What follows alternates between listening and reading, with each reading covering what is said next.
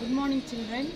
Today is the World Sparrow Day. உலக சிட்டுக்குருவி தினம். சிட்டுக்குருவி நீங்க பார்த்திருப்பீங்க இல்லையா? So you have to draw sparrows and say something about the sparrow. உங்களுக்கு சிட்டுக்குருவி பத்தி என்ன தெரியுமோ ஒரு லைன் சிட்டுக்குருவி பத்தி நீங்க என்ன பண்ணணும்? சொல்லணும். செய்யலாமா? Shall we do this activity?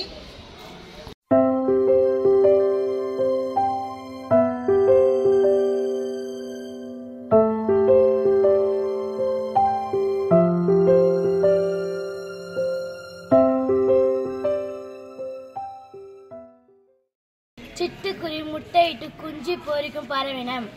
அழகு சிறிய கால்களுடன் காணப்படும்.